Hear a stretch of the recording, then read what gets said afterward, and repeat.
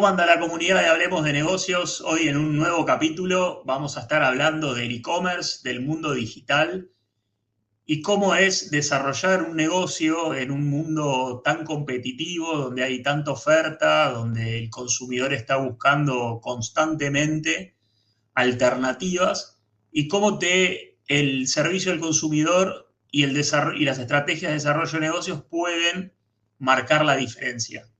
Y para eso tengo el lujo de tenerla a Estefanía, a Steffi, que tiene una amplia experiencia en el mercado del e-commerce, en cómo desarrollar negocios. También tiene experiencia en desarrollo de servicio al consumidor. Así que, hola Steffi, ¿cómo andás?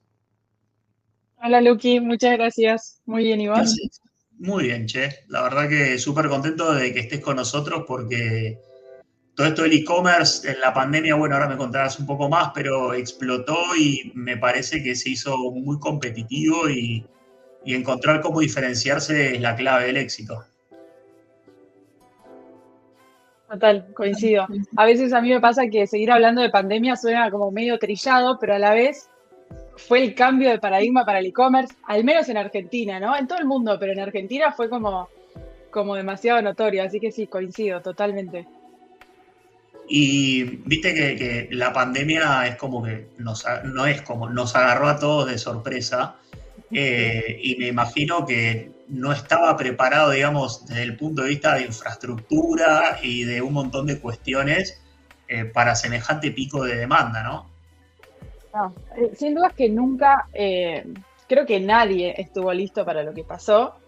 Te digo, así como hubieron unidades de negocio afectadas, nosotros del lado de e-commerce fuimos beneficiados totalmente, entonces también era medio como una utopía lo que pasamos en ese momento, porque el Claro. problema era cómo absorber ese crecimiento, que a veces era como que hasta te daba un poco de calor estar hablando de eso, porque era, sí, mi problema es realmente cómo refuerzo equipo, procesos, cómo meto gente, cómo recibo toda esta cantidad de paquetes que tengo que procesar eh, y sigo brindando un buen servicio, ¿no?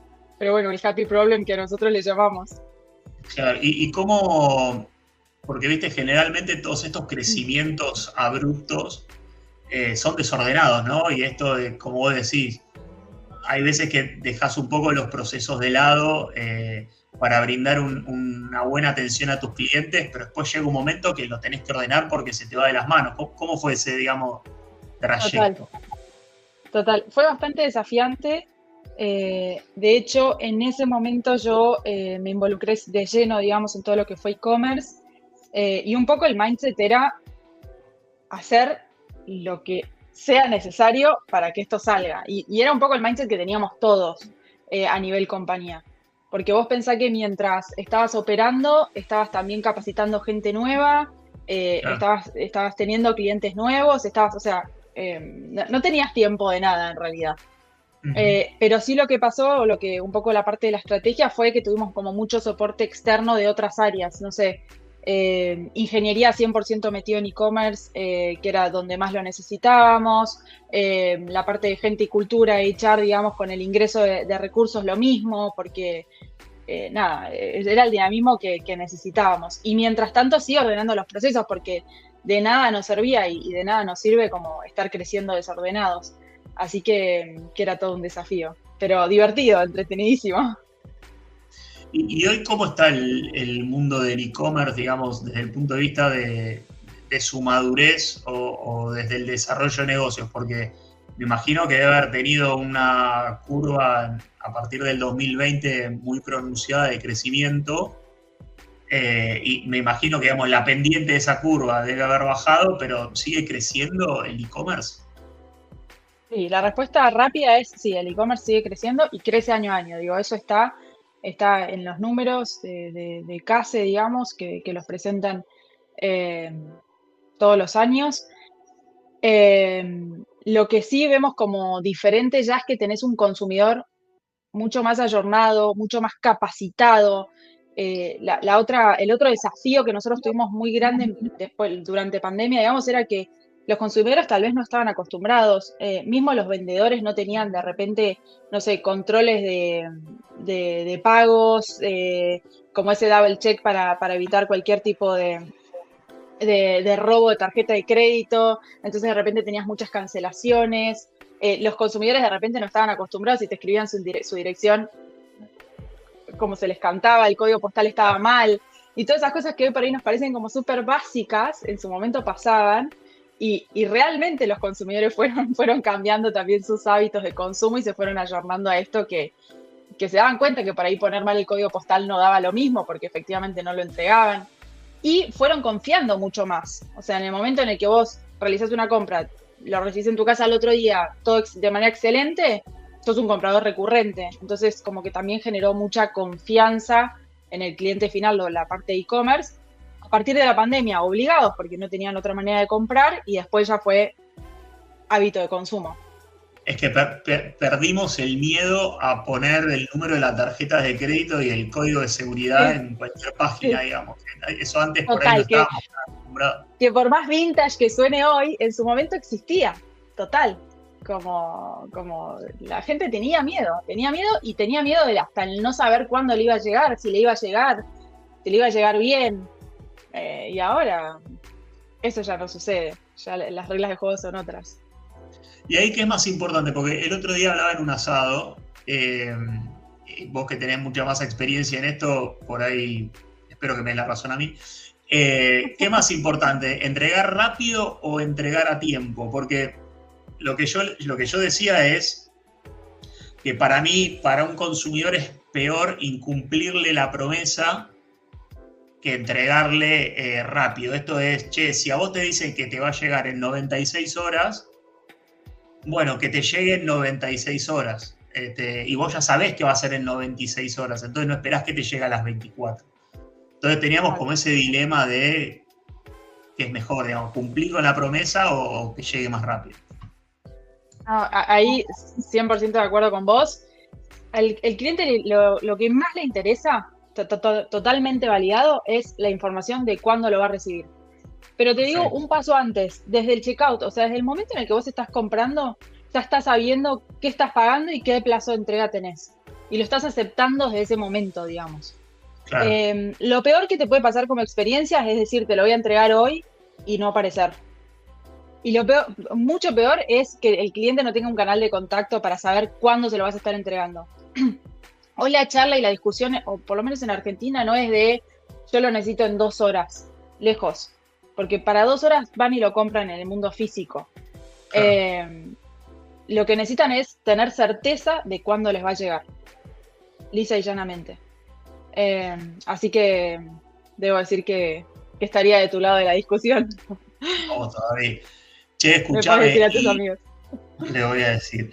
¿Y cómo, qué estrategias están usando hoy para captar clientes? ¿Sigue el mundo de las redes sociales dando vuelta como número uno? ¿Hay otros? Sí y no. ¿Sigue el mundo de las redes sociales? Sí, ese siempre va a seguir para mí y un poco lo mismo, va en auge. Ahora, la diferencia es que nosotros vendemos, dentro de la parte logística para e-commerce, vendemos un servicio.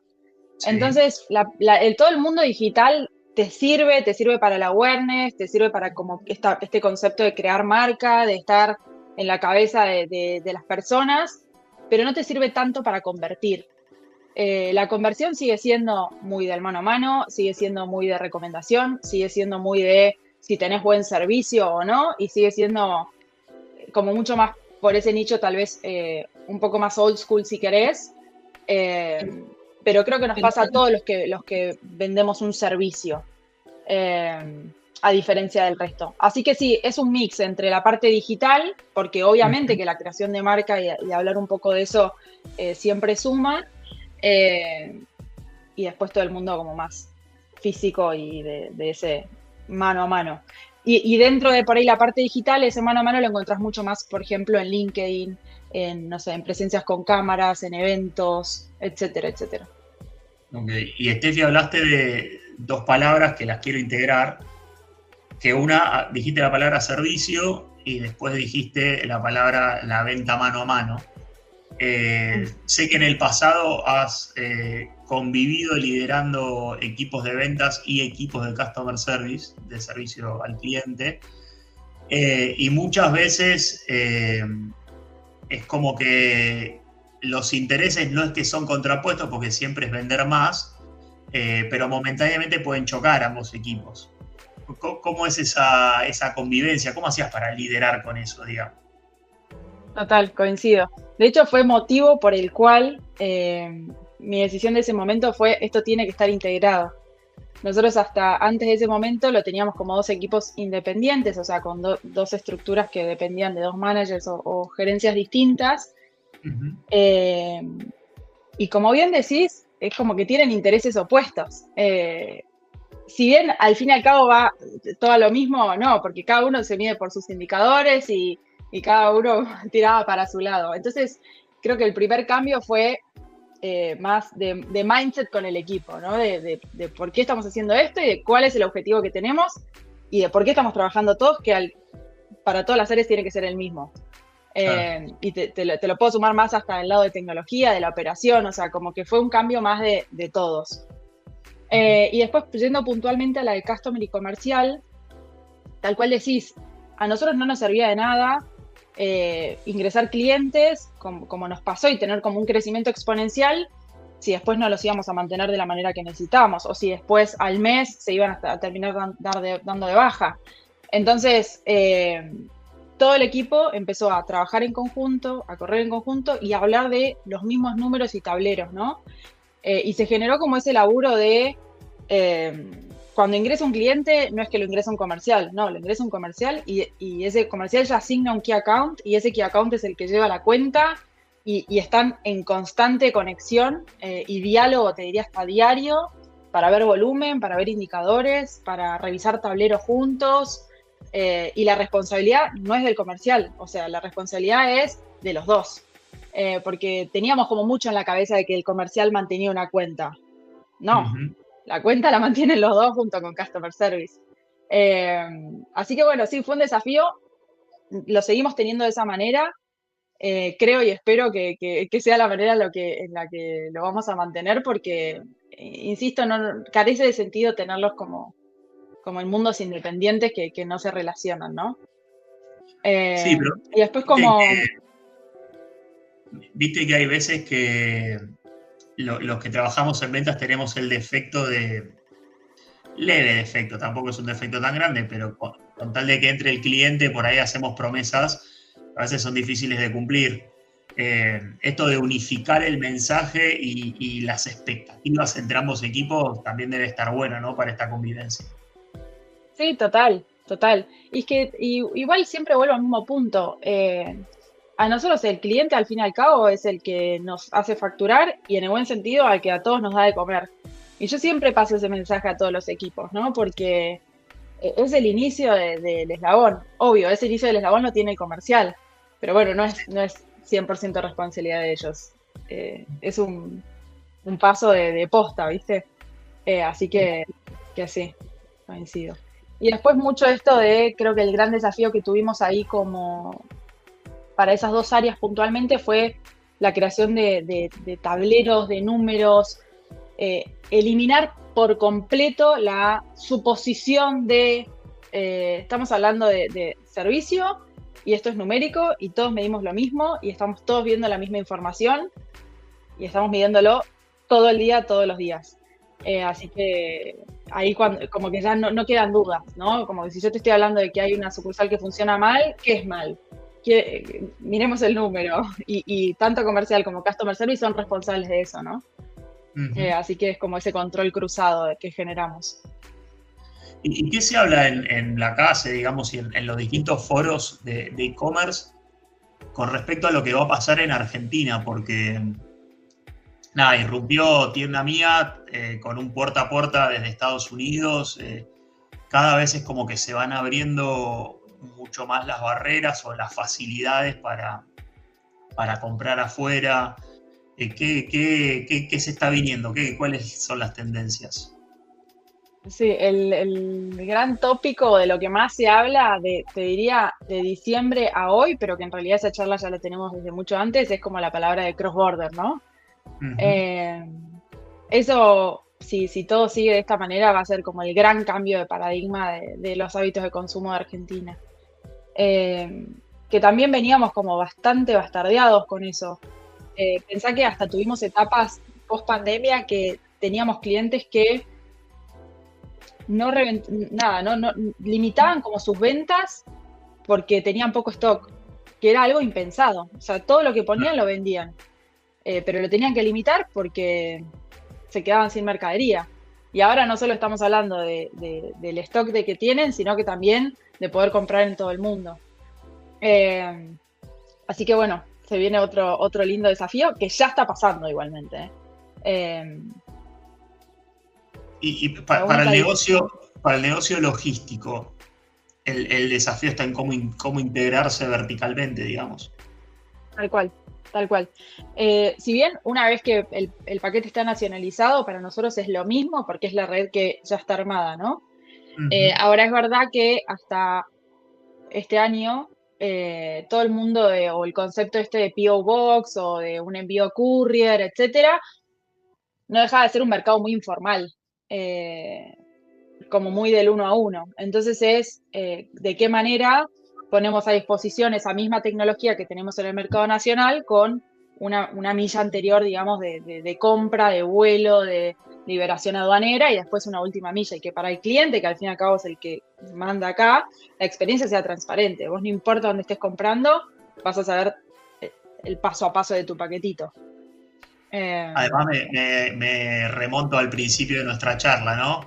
Hoy debe ser pocos paquetes, pero si esto en algún momento explota, es mejor estar preparado y hacerlo Sí. escalable. Y te diría que ya no son tan pocos, porque en estos Mirá 3 vos. meses fue brutal. Nosotros siempre estábamos acostumbrados a que enero y febrero en e-commerce suele ser como más planchado. No existió. Este No año pasó. no pasó.